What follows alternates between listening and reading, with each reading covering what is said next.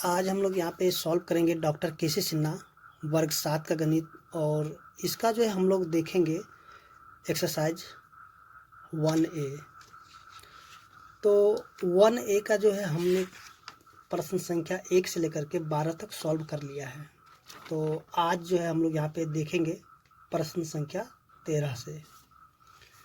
तो देखिए यहाँ पे जो प्रश्न संख्या 13 का जो ए नंबर क्वेश्चन दिया हुआ है, सो आप भी देखिए यहाँ पे दिया हुआ है, एक ऐसा ऋणात्मक पूर्णांक युग में लिखिए जिसका अंतर 8 है। यानी कि यहाँ पे हमें क्या करना है कि एक ऐसा ऋणात्मक पूर्णांक युग में तो क्या होता है, जोड़ा। ठीक है, यानी कि दो संख्या लिखना है जो कि माइनस में होना चाहिए और उसका अंतर कितना होना चाहिए, उसका अंतर कितना होना चाहिए, 8 होना चाहिए। ठीक है, तो चलिए यहाँ पे सॉल्व करते हैं इस क्वेश्चन को। तो देखिए जैसा कि अगर हम यहाँ पे लिखते हैं, हम दो संख्या ले लेते हैं। चलिए एक हम लेते हैं माइनस में 1 और एक संख्या लेते हैं माइनस में 9। ठीक है, तो देखिए जब इसका हम अंतर करेंगे, यानी कि जब इसको हम घटाएंगे, तो देखिए माइनस में 1 और इसको हम घटाएंगे तो माइनस, और ये माइनस इसका अपना है। ठीक है, तो इसको हम ब्रैकेट में लिख लेते हैं। तो -1 और माइनस माइनस हो जाएगा प्लस में 9। तो देखिए 9 में से 1 को हम घटाएंगे तो हो जाएगा 8। ठीक है, तो इसका देखिए यहाँ पे क्या, दो ठो यहाँ पे ऐसा एक जोड़ा हो गया 2 नंबर का। ठीक है, जब इसको हम घटा दिए तो कितना हो गया, 8 हो गया। तो इसके अलावे जो है आप और भी कोई संख्या ले सकते हैं जिसको घटाने पे जो है क्या आना चाहिए, 8 आना चाहिए। देखिए दूसरा संख्या जैसे कि हम कुछ भी और संख्या ले सकते हैं, जैसे कि हम यहाँ पे लेते हैं 7, माइनस में 7 और माइनस में 15 ले लेते हैं।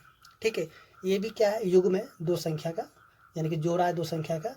तो देखिए इसको हम घटा देंगे तो माइनस में 7 और माइनस, फिर से माइनस चला जाएगा ब्रैकेट में। ठीक है, तो माइनस में 7 और माइनस में प्लस हो जाएगा 15। 15 में से जब 7 को घटा देंगे तो कितना आ जाएगा, 8। देखिए यहाँ भी 8 आ गया है कि नहीं आया। तो आप ऐसे भी और भी संख्या ले सकते हैं। ठीक है, आपको जो कोई एक ही संख्या यहाँ पे लिखना है, या तो आप इससे बना दीजिए या फिर इससे बना दीजिए। ठीक है, तो आपको जो है दो ऐसा यानी संख्या ले लीजिएगा जिसका अंतर कितना होना चाहिए, 8 होना चाहिए। ठीक है, तो इस तरह हम देखेंगे क्वेश्चन नंबर 13 का ये था, सॉल्व हो चुका है। तो चलिए अब आगे देखते हैं। देखिए आगे में जो दिया हुआ क्वेश्चन में, देखिए एक ऋणात्मक पूर्णांक और एक धनात्मक पूर्णांक लिखिए जिनका योग -5 है। ठीक है, तो आप क्या कीजिए, इसमें भी उसी प्रकार से आपको दो जो है संख्या लेना है। ठीक है, जिनको हम जोड़ देंगे तो कितना आना चाहिए, माइनस में 5 आना चाहिए। लेकिन यहाँ पे बोलता है एक ऋणात्मक हो। चलिए यहाँ पे हम एक ऋणात्मक संख्या लेते हैं, कितना, चलिए यहाँ पे एक ऋणात्मक संख्या लेते हैं माइनस में 7। ठीक है, और एक धनात्मक संख्या लेते हैं, धनात्मक यानी कि प्लस वाला संख्या। तो प्लस वाला संख्या हम लेते हैं प्लस में 2। ठीक है, अब कहता है इनको जब हम जोड़ देंगे तो हमें कितना आना चाहिए, माइनस में 5 आना चाहिए। तो हम इसको लिखें माइनस में 7 और प्लस में 2। देखिए इसको जब हम जोड़ दिए तो कितना आ जाएगा, माइनस में 5, यानी कि -7 में जब 2 को हम जोड़ेंगे तो माइनस में 5 हो जाएगा। तो इसके अलावा आप और भी कोई संख्या ले सकते हैं, जैसे कि देखिए यहाँ पे क्या कीजिए कि लिख लीजिए माइनस में एक 4 ले लीजिए। ठीक है, सॉरी यहाँ पे -4 नहीं, इसको प्लस में 4 ले लीजिए।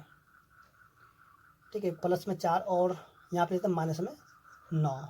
देखिए इसको जोड़िए, 4 हो गया, फिर प्लस, फिर माइनस में 9, तो प्लस और यह जगह माइनस में 9।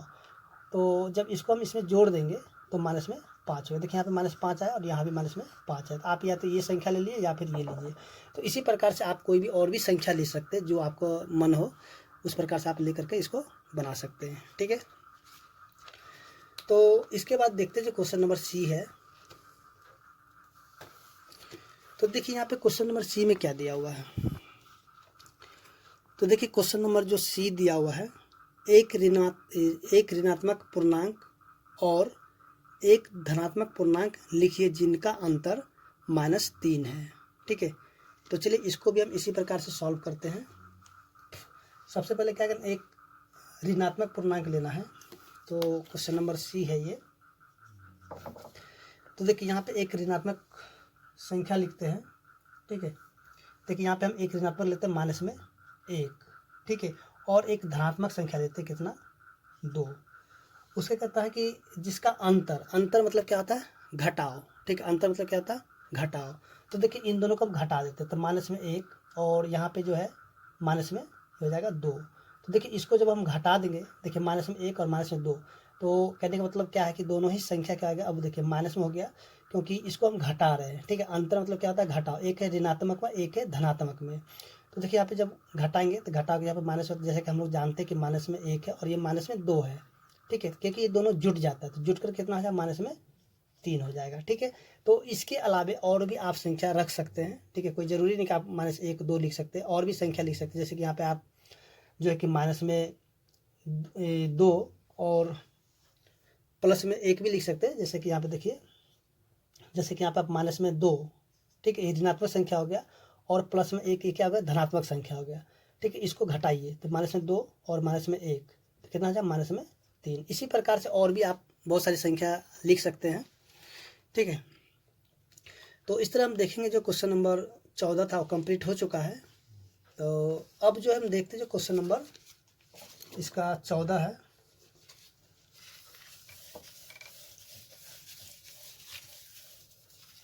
तो देखिए यहाँ जो क्वेश्चन नंबर 14 का जो 14 में जो दिया हुआ है, एक ऐसा पूर्णांक युग्म लिखिए, यानी कि एक ऐसा पूर्णांक युग्म यानी कि जोड़ा लिखिए जिसके अंतर से हमें निम्नलिखित प्राप्त होता है, यानी कि हमें शून्य प्राप्त होना चाहिए। तो इसके लिए हम क्या करेंगे कि देखिए यहाँ पे हम क्या कर सकते हैं कि देखिए 2 ठो संख्या लेना है। जैसे कि हम यहाँ पे 1 और 1 ले लेते हैं, ठीक है। 1 में से 1 को हम घटा देंगे तो क्या होना चाहिए शून्य आ गया, ठीक है। इसी प्रकार से आप जो दूसरी भी संख्या जैसे 2 और 2 भी लिखिएगा, तो 2 में से जब 2 को घटाए तब पर भी शून्य आ गया। उसी प्रकार से और भी संख्या हो सकता है, कुछ भी यानी कि इसके अलावे आ सकता है। जब उसको आप घटाइएगा तो वो 0 आ जाना चाहिए, ठीक है। इसी तरीके से हम देखते हैं जो क्वेश्चन नंबर इसका बी है, ठीक है। तो देखिए बी में क्या दिया हुआ है। तो देखिए बी में जो दिया हुआ है, दोनों पूर्णांकों से क्या होना चाहिए छोटा एक पूर्णांक होना चाहिए, कि दोनों पूर्णांकों से एक छोटा पूर्णांक होना चाहिए, ठीक है। तो इसके लिए हम क्या करते हैं कि संख्या लेते हैं, यहाँ पे लेते 3 लेते हैं और 2 लेते हैं। जब 3 में से हम 2 को घटा देंगे, ठीक है, अंतर मतलब क्या होता है घटाओ, क्योंकि यहाँ पे अंतर ही करना है। तो देखिए 3 में से 2 को घटाएंगे कितना हो जाएगा 1 हो जाएगा। या फिर आप ऐसे भी कर सकते हैं कि 2 ले लीजिए और 1 ले लीजिए, तो देखिए 2 में से 1 को घटाइए तब पर भी क्या हो जाएगा 1, यानी कि दोनों में से सॉरी यहाँ पे नहीं, यहाँ पे 2 और 1 नहीं होगा, ठीक है। आप यहाँ पे 5 और 4 ले सकते हैं। देखिए 5 में से 4 को घटा दीजिए तो कितना आ गया 1, यानी कि दोनों पूर्णांक से छोटा भी होना चाहिए। देखिए यहाँ पे जैसे कि यहाँ पे 3 था, ठीक है, 3 से छोटा 1 है, 2 से भी छोटा 1 है, जैसे कि 5 से छोटा 1 है और 4 से भी छोटा 1 है, यानी कि 2 ऐसा पूर्णांक लेंगे जिससे छोटा भी होना चाहिए, ठीक है। तो यहाँ पे 2 1 नहीं ले सकते हैं। जैसे देखिए 2 और 1 को अगर हम लेते हैं, यहाँ पे 2 में से 1 को घटाएंगे तो 1 आएगा। देखिए 2 से छोटा तो 1 है, लेकिन 1 और 1 क्या हो जाएगा दोनों बराबर हो जाएगा, तो 2 और 1 लेना यहाँ पे उचित नहीं होगा, ठीक है। तो इसी तरीके से जो कि क्वेश्चन नंबर सी को देखते हैं। तो देखिए यहाँ पे सी नंबर में क्या दिया हुआ है।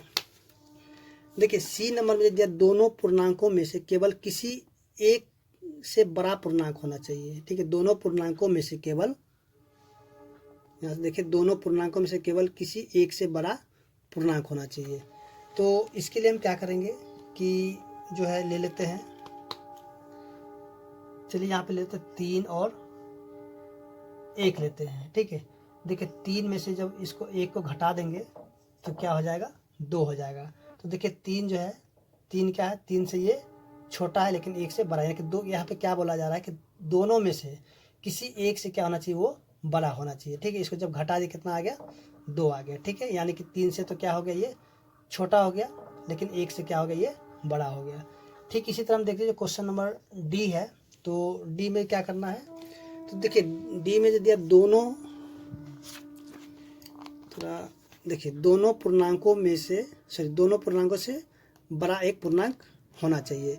तो इसके लिए हम क्या करेंगे कि संख्या लेते हैं। चलिए यहाँ पे एक संख्या मतलब माइनस में, चलिए 2 लेते हैं और माइनस में ले लेते हैं। चलिए यहाँ पे हम कर देते हैं 4, ठीक है। इसको देखिए घटा के देखेंगे तो माइनस में 2 और माइनस, और ये हो जाएगा माइनस में 4, तो माइनस में 2 और ये हो जाएगा प्लस में 4। तो देखिए यहाँ पे इसको जब हम घटाएंगे तो कितना आ जाएगा 2 आ जाएगा। तो क्वेश्चन में क्या दिया हुआ था, तो क्वेश्चन में दिया था कि दोनों पूर्णांकों से बड़ा एक पूर्णांक होना चाहिए। तो देखिए दोनों पूर्णांक है ना यहाँ पे, तो दोनों में से क्या होना चाहिए, एक बड़ा हो गया। ठीक है, तो यहाँ जो है दो क्या है, दोनों पूर्णांक से बड़ा है। ठीक है, तो चलिए अब जो देखते हैं जो क्वेश्चन नंबर 15 दिया हुआ है, तो सबसे पहले इसको क्या करते हैं, यहाँ से हटा देते हैं। तो चलिए यहाँ पे देखते हैं जो क्वेश्चन नंबर 15 है। तो देखिए 15 में क्या दिया हुआ है। देखिए 15 में जो दिया हुआ, बताइए कि निम्नलिखित कथन सही है अथवा गलत, और जो कथन गलत है उनको क्या करना है, सही भी करना है। ठीक है, तो देखिए यहाँ पे जो क्वेश्चन नंबर 1 में जो दिया है कि जब दो धनात्मक पूर्णांकों को जोड़ा जाता है तो हमें एक धनात्मक पूर्णांक प्राप्त होता है। तो ये कथन सत्य है। ठीक है, ये कथन क्या है, सत्य है। कैसे सत्य है, तो देखिए धनात्मक, जैसा कि हम लोग जानते हैं कि धनात्मक का मतलब क्या होता है, प्लस। तो यहाँ पे हम कोई भी धनात्मक संख्या लेते, चलिए हम 1 ले लेते हैं और 2 ले लेते हैं। ठीक है, एक है धनात्मक, एक दोनों ही प्लस में है, तो इसको हम जोड़ देते हैं, यानी कि 1 प्लस में 2, तो यहाँ पे क्या हो जाएगा, ये आ जाएगा 3। ठीक है, ये भी क्या हो जाएगा, धनात्मक हो जाएगा। ठीक है, इसी तरह अगर देखते हैं इसका जो क्वेश्चन नंबर 2 है, देखिए 2 में क्या दिया है, जब दो ऋणात्मक पूर्णांकों को जोड़ा जाता है तो हमें एक धनात्मक पूर्णांक प्राप्त होता है। तो चलिए हम क्या करते हैं, दो ऋणात्मक पूर्णांक संख्या थे कि माइनस वाला संख्या ले लेते हैं। चलिए यहाँ पे लेते हैं माइनस में 1 और माइनस में ले लेते हैं 2। ठीक है, यानी कि दोनों क्या ऋणात्मक में है, तो इसको हम क्या माइनस में 1 और इसको हम जोड़ देते हैं, तो माइनस 1 और माइनस में 2, तो क्या जाएगा माइनस में 3। तो देखिए यहाँ पे क्या आ गया, जब दो ऋणात्मक पूर्णांकों को जोड़ा जाता है तो उसका जो रिजल्ट होता है, यानी कि उसका जो मान आता है क्या आता है, माइनस में आता है। ठीक है, यानी कि ऋणात्मक ही आता है। तो ये कथन क्या है, ये तो आपका सत्य हो गया, और ये क्या हो गया, असत्य। ठीक है, तो अब इसके जो कथन है, तो कथन में हम क्या लिखेंगे कि, चलिए यहाँ पे कथन क्या है, इसको कथन भी लिखना है, तो लिखेंगे जब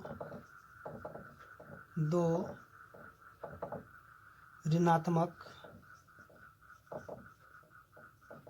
पूर्णांक को, ठीक है, यानी कि इसको देख करके हम लिखते हैं, जब दो ऋणात्मक पूर्णांक को जोड़ा जाता है तो हमें एक ऋणात्मक पूर्णांक प्राप्त होता है। ठीक है, तो इस तरह से हम कथन भी इसको लिख सकते हैं। ठीक है, तो चलिए अब देखते हैं जो क्वेश्चन नंबर 3 है इसी का। तो देखिए 3 में क्या दिया हुआ है, तो देखिए 3 में जो दिया हुआ है, जब एक धनात्मक पूर्णांक और एक ऋणात्मक पूर्णांक को जोड़ा जाता है तो हमें हमेशा एक ऋणात्मक पूर्णांक प्राप्त होता है। तो ये क्या हो जाएगा, असत्य हो जाएगा। ठीक है, जब एक धनात्मक पूर्णांक और एक ऋणात्मक पूर्णांक को जोड़ा जाता है तो हमें हमेशा एक ऋणात्मक पूर्णांक प्राप्त होता है, तो क्या होगा, असत्य। देखिए कैसे असत्य हो गया, तो चलिए यहाँ पे हम देखते हैं क्वेश्चन नंबर 3 को। तो यहाँ पे क्या बोला है कि यहाँ पे जब एक धनात्मक, चलिए धनात्मक संख्या हम लेते हैं 1। ठीक है, 1 ले लेते हैं, उसके बोलता है फिर और एक ऋणात्मक पूर्णांक को जोड़ा जाता है। तो चलिए एक ऋणात्मक पूर्णांक भी हम ले लेते हैं, चलिए माइनस में हम ले लेते हैं 2, इसको जोड़िए। ठीक है, तो क्या हो जाए, 1 प्लस में और फिर माइनस में 2, तो 1 माइनस में 2, तो माइनस में 1 हो गया। ठीक है, चलिए फिर से हम एक और संख्या ले लेते हैं, तो एक संख्या हम लेते हैं, चलिए यहाँ पे लेते हैं क्या, 5 लेते हैं और एक ले लेते हैं माइनस में 3 ले लेते हैं। चलिए इसको भी जोड़ के देखते हैं, 5 फिर प्लस फिर ये माइनस में 3, तो 5 माइनस में 3 बराबर में 2। तो देखिए यहाँ पे क्या है, माइनस में आ गया और यहाँ पे क्या आ गया, 2 आ गया, यानी कि प्लस में आ गया। तो यहाँ पे एक क्या है, ऋणात्मक संख्या और एक धनात्मक संख्या है। जब इसको हम जोड़, एक को हम जोड़े तो माइनस आया, दूसरे को हम जोड़े तो क्या हो गया, प्लस में आया। तो यहाँ पे क्या हो जाएगा, ये हो जाएगा आपका असत्य। और इसके कथन में हम क्या लिखेंगे, देखिए कथन में हम लिखेंगे कि जब एक धनात्मक पूर्णांक और एक ऋणात्मक पूर्णांक को जोड़ा जाता है तो प्राप्त संख्या क्या होता है, ऋणात्मक हो सकता है या फिर धनात्मक हो सकता है। ठीक है, या तो वो तो ऋणात्मक होगा या फिर धनात्मक होगा। तो चलिए हम क्या करते हैं, इसको यहाँ से पहले मिटा देते, फिर से जो कथन है उसको भी हम लिख देते हैं। क्वेश्चन नंबर 3 के लिए जो कथन होगा, तो देखिए कथन में हम क्या लिखेंगे, जब एक धनात्मक पूर्णांक को, जब एक धनात्मक पूर्णांक और एक ऋणात्मक पूर्णांक को जोड़ा जाता है तो या तो है तो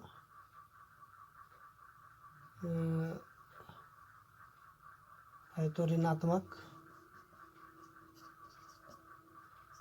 धनात्मक या जीरो पूर्णांक हो सकता है। ठीक है, तो इस तरीके से आप यहाँ पे लिख सकते हैं। ठीक है, यहाँ पे देखिए जैसा कि हमने देखा था क्वेश्चन नंबर 3 में, ऋणात्मक भी हो सकता है, धनात्मक भी हो सकता है, या फिर जीरो भी हो सकता है। जैसे कि माइनस में 1 और प्लस में 1 और माइनस में 1 लेंगे, तो इसको जब हम जोड़ देते हैं, माइनस में यहाँ पे 1 है और माइनस में 1 है, जब इसको हम जोड़ेंगे तो क्या हो जाएगा, ये जीरो के बराबर हो जाएगा। तो यहाँ पे क्या होगा, या तो ऋणात्मक होगा या फिर धनात्मक होगा या फिर जीरो भी हो सकता है। ठीक है, तो इस तरह से हम देखें जो क्वेश्चन नंबर 3 था वो सॉल्व हो चुका है। तो चलिए अब देखते हैं जो क्वेश्चन नंबर इसका 4 दिया हुआ है।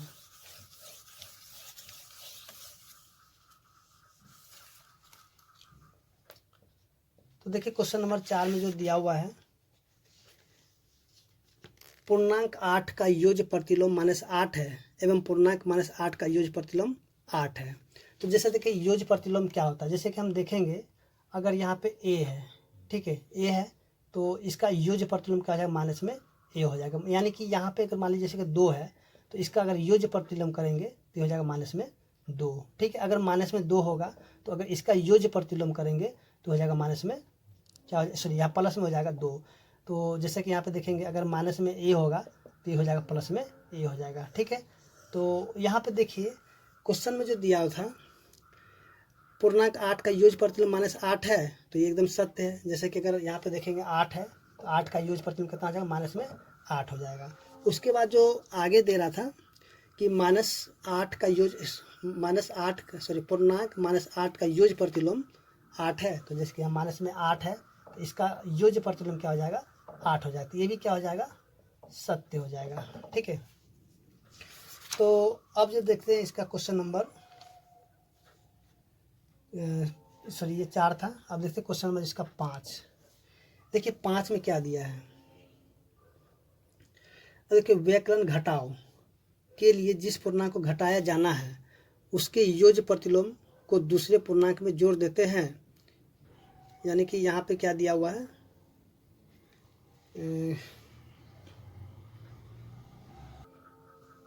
तो चलिए यहाँ पे क्वेश्चन नंबर 5 के लिए हम क्या करते हैं, थोड़ा सा एक बात और समझ लेते हैं। जैसे कि हम यहाँ पे देखेंगे अगर डायरेक्ट हमें क्या करना है, योज्य प्रतिलोम के लिए क्या है, अगर a होगा, ठीक है, प्लस में, तो सीधे सीधे उसको हम क्या करें, माइनस में a कर देंगे।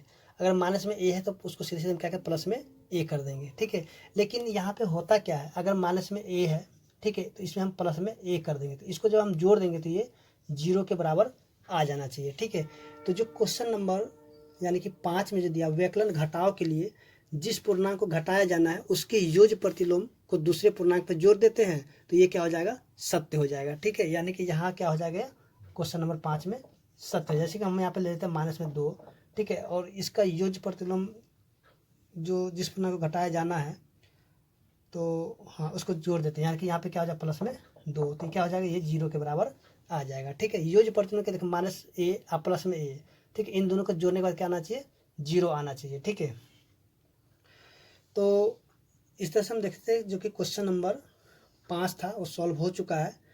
तो चलिए अब देखते हैं जो क्वेश्चन नंबर इसका 6 दिया हुआ है। तो देखिए क्वेश्चन नंबर 6 में क्या दिया हुआ है कि देखिए माइनस में 10, उसके बाद जो है प्लस में 3 तो ये बराबर है कि नहीं है 10 माइनस में 3 के। तो देखिए इसको अगर हम सॉल्व करते हैं, ठीक है, तो माइनस में 10 प्लस में 3, तो ये हो जाएगा माइनस में 7। और यहाँ पे देखिए तो ये जो 10 में से अगर 3 को घटा दें तो हो जाएगा 7। तो यहाँ पे हम देखेंगे कि ये जो है इसके बराबर नहीं है, तो क्या हो जाएगा, ये हो जाएगा असत्य। ठीक है, इधर माइनस में 7 है और इधर में प्लस में 7 है। ठीक है, तो इस तरह से हम देखेंगे जो क्वेश्चन नंबर 6 था सॉल्व हो चुका है। तो चलिए अब देखते हैं जो क्वेश्चन नंबर 8 है। तो देखिए 8 में जो दिया, चलिए इसको हम क्या करते हैं, सबसे पहले ऊपर से थोड़ा सा मिटा देते हैं।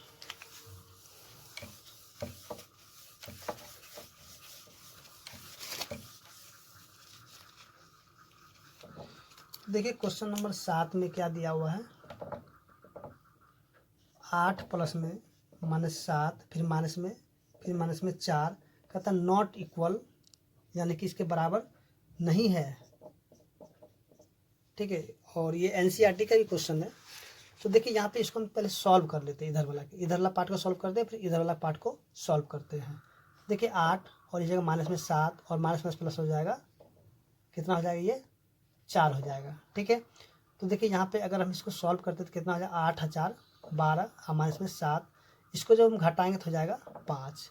फिर देखिए इधर वाला सॉल्व करते तो 8 7 15, 15 में से 4 को घटा दें, क्या हो जाएगा, ये हो जाएगा 11। तो देखिए यहाँ पे जो इसको सॉल्व करने के बाद कितना 5 आया और ये कितना 11, यानी कि ये दोनों जो है नॉट इक्वल है, यानी कि बराबर नहीं है। तो इसलिए क्या हो जाएगा, ये हो जाएगा सत्य। ठीक है, यानी कि सही है। तो इस तरह से हम देखें जो क्वेश्चन नंबर 15 था, 15 का जो क्वेश्चन नंबर 7 था वो सॉल्व हो चुका है, और उम्मीद करते हैं कि आपको जो 15 नंबर क्वेश्चन समझ में आ गया होगा। तो चलिए अब देखते हैं जो क्वेश्चन नंबर 16 है। तो देखिए यहाँ जो क्वेश्चन नंबर 16 में जो दिया, क्या आप निम्नलिखित में से प्रत्येक के लिए एक प्रतिरूप पैटर्न ज्ञात कर सकते हैं, यदि हाँ तो इनको पूरा करें। ठीक है, क्वेश्चन नंबर 16 दिया हुआ है। ठीक है, तो देखिए जैसा कि यहाँ पे ये पैटर्न दिया हुआ है, ठीक है, तो इसको क्या हम पूरा कर सकते हैं कि नहीं कर सकते हैं, तो यहाँ पे जो है इसको हम पूरा कर सकते हैं। अब देखिए कैसे पूरा करेंगे, तो देखिए इसमें से इसको घटा के देखिए, तो इसमें से कितना ये माइनस में, यानी कि -4 कम हो रहा। फिर इसमें से भी अगर हम क्या करते हैं कि अगर 4 कम करते हैं, ठीक है, तो कितना हो जाएगा, सॉरी या +3 में से जब -4 को जब हम क्या करेंगे घटा दें, कितना -1 हो जाएगा। फिर यहाँ से देखिए -4 है, सॉरी -1 है, जब इसमें से इसको घटाएंगे -4 तो कितना हो जाएगा, -5 हो जाएगा। ठीक है, फिर उसी प्रकार इसमें से हम क्या करें, -4 को घटा दें, कितना हो जाएगा, -9। फिर इसी -9 में हम क्या करें, -4 करेंगे तो हो जाएगा -13। फिर जो है आगे, यानी कि यहाँ से -4 इसमें हम क्या करेंगे, यानी कि इसमें घटाएंगे तो हो जाएगा -17। ठीक है, तो इस तरह से हम इसको जो पैटर्न को पूरा कर सकते हैं। यहाँ पे सब में क्या -4 की, यानी कि -4 का अंतर है सभी में। ठीक है ना। इसी तरह हम देखते हैं जो क्वेश्चन नंबर बी है, तो देखिए बी में क्या है, -2, -4, -6, -8 और यहाँ पे जो है 2 3 है। तो देखिए यहाँ पे 2 है, सभी क्या -2, -4, -6, -8। देखिए यहाँ पे अंतर कितने का है, -2 का। फिर इसमें अंतर कितना, -2 का। फिर इसमें अंतर कितना, -2 का। फिर आगे भी -2 का ही होगा। ठीक है, तो -8 और -2 कितना है, -10। फिर देखिए यहाँ पे भी अंतर होगा -2 का, तो -10 और -2 कितना है, -12। फिर यहाँ भी अंतर क्या होगा, -2 का, तो क्या -12 और -2 तो जाएगा -14। ठीक है, तो अब जो है हम देखते हैं जो क्वेश्चन नंबर इसका जो दिया हुआ है सी नंबर। देखिए सी नंबर क्या दिया, 15 दिया हुआ है, 10 दिया हुआ है, उसके बाद 5 दिया है, फिर से 0 दिया हुआ है, फिर ये देखते आगे यहाँ पे 3 ठो दिया हुआ है। ठीक है, तो देखिए 15 में से जो -5 कम किए तो हो गया 10। फिर 10 में से -5 को कम किए तो हो गया 5। फिर 5 में से जब -5 को कम किए तो हो गया 0। फिर 0 में से -5 को कम करें तो हो जाएगा -5। फिर इसी -5 में से और -5 कम किए तो हो जाएगा -10। फिर इसी -10 से अगर -5 और कम कर देंगे तो हो जाएगा -15। ठीक है, तो इस तरह से इसको भी हम सॉल्व कर सकते हैं। फिर से यहाँ पे देखिए क्वेश्चन नंबर जो डी है, तो डी में क्या दिया, -11। ठीक है, फिर से -8, उसके -5, और माइनस में 2, ठीक है ना। तो अब देखिए यहाँ पे कितने कम हो रहा है, तो यहाँ पे क्या है कि यहाँ जो है -11 और माइनस में 8, यानी कि यहाँ पे कम जो हो रहा है प्लस में 3, ठीक है। यहाँ पे प्लस में 3 करके -11, ठीक है। इसमें जब 3 को हम जोड़ दें तो माइनस में 8 होगा। फिर से देखिए यहाँ पे इसमें से जब +3 को हम जोड़ेंगे तो हो जाएगा -5 हो जाएगा। फिर यहाँ से भी अगर हम +3 कर देंगे तो क्या हो जाएगा, -2 हो जाएगा। अब देखिए -2 में जब +3 को हम कम करेंगे, यानी कि 3 को जब इसमें जोड़ देंगे तो -1 हो जाएगा। फिर इस -1 में जब हम 3 को जोड़ेंगे तो क्या हो जाएगा, यहाँ पे हो जाएगा 2, और इस 2 में जब हम 3 को जब जोड़ देंगे तो क्या हो जाएगा, 5 हो जाएगा, ठीक है। तो इस तरह से हम देखें जो क्वेश्चन नंबर डी था वो भी सॉल्व हो चुका है, और उम्मीद करते हैं कि आपको यहाँ तक समझ में आ गया होगा। तो चलिए अब देखते हैं जो नेक्स्ट क्वेश्चन है, क्वेश्चन नंबर 17।